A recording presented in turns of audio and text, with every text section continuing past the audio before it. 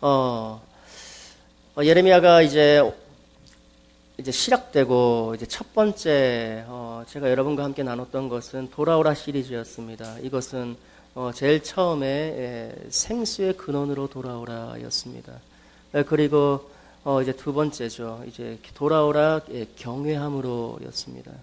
그리고 오늘 이제 돌아오라 세 번째 마지막 시간인데 형통함의 회복, 이제 그 안으로 우리가 좀 돌아와야 한다는 것이죠.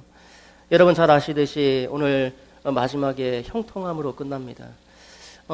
그런데 우리가 알고 있는 이 형통함과 그리고 번영신학에서 말하는 그 형통, 세속적 형통이죠. 그리고 하나님께서 이제 우리 교회는 개혁신학이죠. 이제 언약의 관점에서 구속사를 봅니다. 그 안에서 역사하시는 하나님의 형통은 좀 다릅니다. 우리가 이러한 관점에서 형통을 좀 제대로 알고 그리고 우리의 신앙의 좀 성숙 그리고 이것을 어떻게 우리의 삶으로 빚어낼 수 있는가 좀 고민하는 시간을 좀 가져봐야 합니다. 예레미야 시대에 좀 뭔가 모순이 있었습니다. 그리고 좀 역설이죠.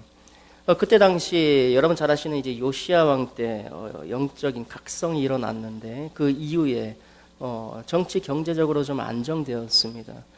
그런데 하나님께서는 이제 범죄하였다라고 하죠.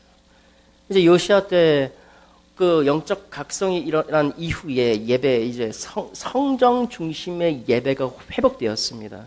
그럼에도 불구하고 그들의 제사를 받지 않았습니다. 뭔가 좀 이상합니다. 그 이후에 일어났던 모든 것이 오늘 좀 역설이죠. 하나님께서는 너희가 지금 형통하지 않다라고 얘기하고 있죠. 그들은 윤택했습니다. 모든 것이 안정된 상태인데 하나님께서는 절묘하게 하나씩 찝어가며 너희들은 지금 죄를 졌다는 것이죠. 그래서 제가 처음부터 나눴던 대로 이제 돌아오라고 계속 말씀하고 있는 것입니다. 오늘 형통에 대해서 좀 알려고 하면 우리가 이 요셉에 대해서 좀 봐야만 합니다. 요셉에 대해서 좀 나누기 전에 오늘 수치에 대해서 나오는데 이제 제가 한번 읽어드리겠습니다. 26절이죠. 도둑이 붙들리면 숙치를 당함같이 이스라엘 집 곧 그들의 왕들과 지도자들과 제사장들과 선지자들이 수치를 당하였다라고 합니다. 여러분 이제 한번 보십시오. 이 수치가 과연 형통과 어떤 관련이 있을까? 우리가 말하는 세속적 형통, 그것의 반대말은 가난입니다. 그런데 하나님의 관점에서는 이 형통의 반대말은 수치라는 것입니다.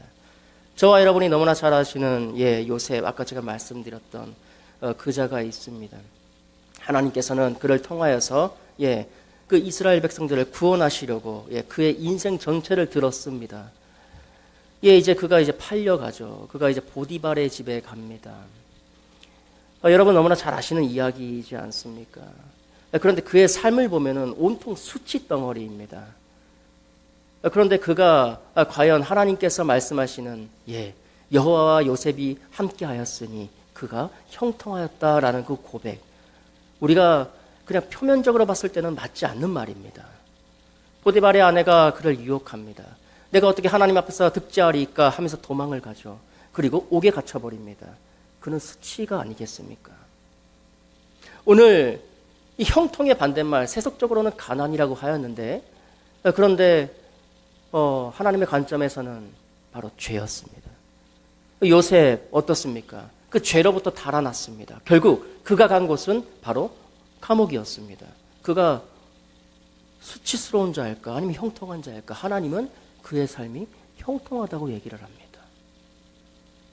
이제 어떻습니까? 간수장에게 은혜를 얻지 않습니까? 여호와께서 그와 함께 하시니 그가 형통하여 간수장이 그에게 은혜를 베풀더라. 그 고백이었습니다.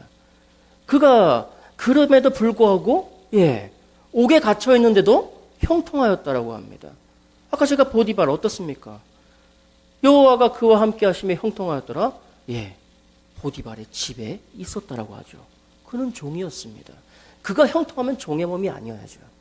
그가 정말 세속의 형통이었으면은 그는 이방 땅에서 그의 목숨을 쥔 그 이방인 그 보디발의 손에 쥐어 있는 표면적으로 그렇게 살아가면 안 되는 것입니다. 하지만 이면적으로는 하나님께서 그의 삶을 통치하시고 보존하시고 섭리하셔서 온전히 형통함을 이루어 가신다는 것입니다.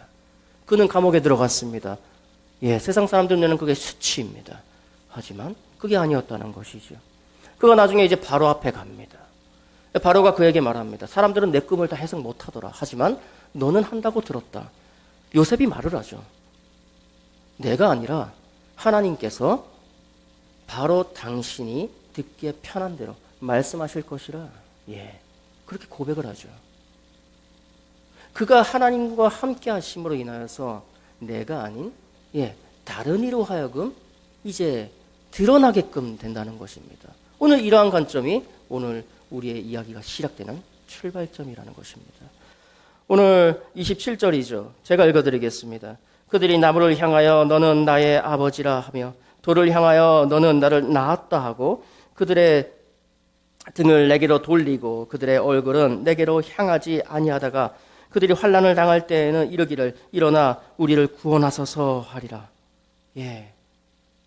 결국 하나님을 버린 자들이 환난 날에는 하나님을 찾는다는 것입니다. 하나님과 관계가 전혀 없는 자들이 이제 모든 환난을 당했을 때 구원을 바란다는 것입니다.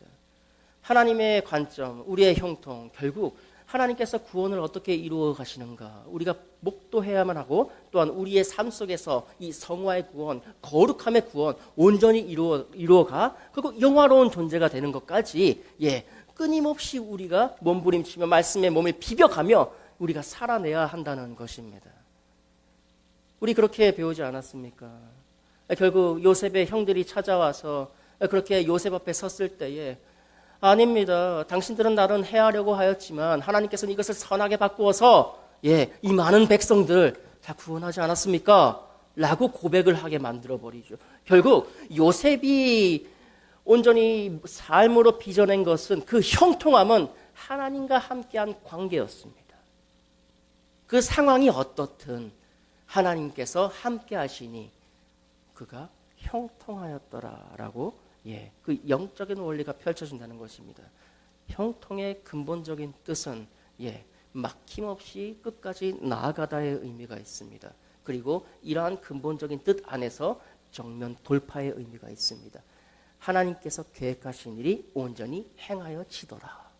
우리가 이러한 관점으로 형통을 봐야 한다는 것입니다. 하나님께서는 이스라엘 백성 지금 예레미야 때 이 모든 때 요셉으로부터 1100년이 흐른 지금 하나님께서는 그들에게 너와 나는 전혀 관계가 없다라고 얘기를 한다는 것입니다. 그 안에 죄가 있다는 것이죠. 그리고 다른 우상들을 섬겼다는 것이죠. 그런데 그 근본적인 것이 바로 하나님의 말씀을 버렸다는 것입니다. 오늘 말씀이 이어집니다. 28절이죠.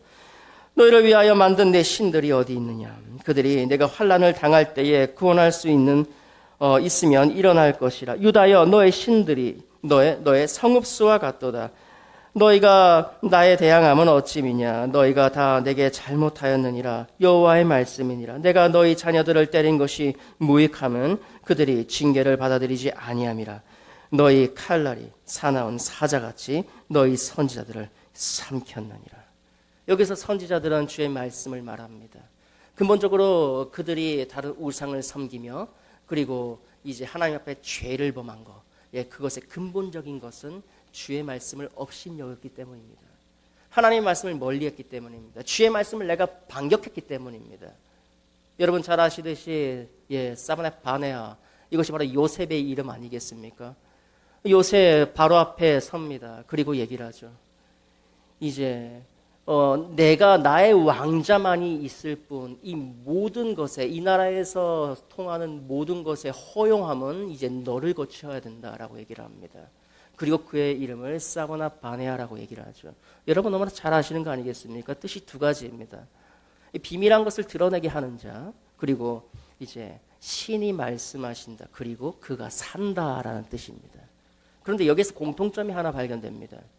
하나님께서 말씀하셨으니 그것이 바로 온전히 비밀을 드러내는 것이 되고 그 말씀을 요셉이 받았으니 그가 말씀으로 말미암아 형통함을 이루고 살아간다는 것입니다. 오늘 형통한 자는 결국 주의 말씀, 곧 작은 계명이라도 온전히 지킬 수 있는 그러한 자를 말한다는 것이죠. 이스라엘 백성, 유다 백성이죠. 결국 시드기야를 마지막으로 두 눈이 뽑혀서 옷 홀딱 벗겨져가지고 굴비 꿰듯 철사를 꿰어서 끌려갑니다. 결국 다 멸망해버리죠.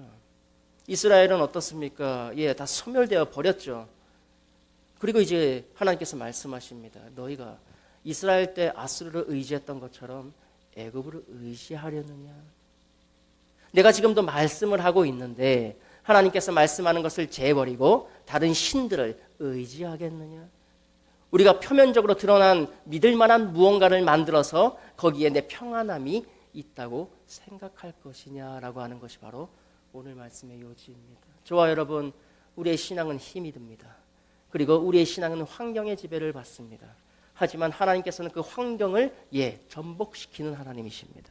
그리고 역전의 하나님 아니겠습니까? 우리가 자꾸 환경에 겁을 냅니다. 두려워하지 마십시오. 하나님께서는 우리에게 능력 주시고 또한 말씀을 주셔서 그 말씀에 반응하게 만드십니다. 여러분, 이상하지 않습니까? 말씀에 대해 기대가 없어지는 세대입니다. 시대입니다. 우리의 당대는 말씀에 이 기대가 없어집니다. 하나님의 말씀, 또 다른 인격이 나에게 들어오는 것 아니겠습니까? 우리가 콜라를 한 잔 마셔도 우리가 전율합니다. 하지만 하나님의 말씀이 온전히 나에게 들어왔는데, 살아 움직이는 그 말씀이 나에게 들어왔는데 내가 반응이 없고 내가 무감하다? 이것은 뭔가 문제가 있는 것 아니겠습니까? 이스라엘의 반응은 그랬습니다. 오늘 유다 백성이 그랬다는 것입니다. 오늘 말씀이 어떻게 이어집니까? 31절입니다. 너희 이 세대여 여호와의 말을 들어보라. 내가 이스라엘에게 광야가 되었느냐? 캄캄한 땅이 되었느냐? 무슨 이유로 내 백성이 말하기를 우리는 노였으니 다시 주께로 가지 아니하겠다 하느냐? 여러분 잘 생각해 보십시오. 탕자의 비유가 여러분 정말 알 것입니다. 과연 그 둘째가 돈을 탕진하였기 때문에 망했을까요? 아니죠. 아버지를 떠났기 때문에 그는 망하였습니다. 결국 근본적인 것은 아버지를 떠난 거였습니다. 그럼 첫째는 어땠습니까? 그가 아버지와 함께 했다고 그가 아버지와의 관계를 누리는 자였습니까? 아니죠. 그는 아버지의 것을 누리지도 못하고 아버지의 관계도 누리지도 못하며 다시 돌아온 그 둘째를 보고도 품어주지 못하는 그런 메마른 신앙이었습니다. 마찬가지로 어떻습니까? 우리 역시 우리가 정말 하나님과의 관계, 이 피상적 그리고 표면적으로 드러나는 관계가 온전히 마치 눈에 보이고 내가 마음이 편하고 그렇게 했다고 우리가 온전한 관계가 맺어짐일까요? 형통함일까요? 절대 그렇지 않습니다. 우리는 자꾸 우리의 마음에 따라 요동되지 않습니까? 우리의 감정, 변화무쌍합니다. 오늘 다르고 내일 다릅니다. 우리 부부관계 마찬가지 아닙니까? 오늘 다르고 내일 다릅니다. 한마디 말로 갑자기 불지옥이 돼버립니다. 밥상머리 앞에서 그 단 한마디 말로 그 밥상이 엄청 어려운 자리가 됩니다. 우리의 감정입니다. 그런데 우리의 감정으로 하나님을 평가한다고요? 우리의 감정으로 하나님의 계획하심을 판단한다고요? 거짓말이죠. 우리의 감정이 어떻든 우리는 두렵습니다. 예수 그리스도 어땠습니까? 하물며 예수 그리스도까지 할 수 있으면 이 잔을 내게서 옮겨주시옵소서. 다만 아버지의 뜻대로 두려움이 있었습니다. 하지만 우리 어떻습니까? 우리 나약합니다. 우리의 감정 요동합니다. 지금도 요동하는 것 아니겠습니까? 그렇다고 하나님이 함께 하시는 거 아닐까요? 아니죠. 그렇게 보는 것이 아니죠. 우리의 신앙은 우리가 온전히 주의 말씀에 청정하며 순종하는가, 그리고 이 말씀으로 말미암아서 생명의 열매, 삶의 열매가 나오는가, 그것입니다. 바로 공동체입니다. 말씀 보겠습니다. 우리가 32절이죠. 처녀가 어찌 그의 폐물을 잊겠느냐, 이 신부가 어찌 그의 예복을 잊겠느냐, 오직 내 백성은 나를 잊었나니 그 날수는 셀 수 없거늘. 말씀을 잊은 자입니다.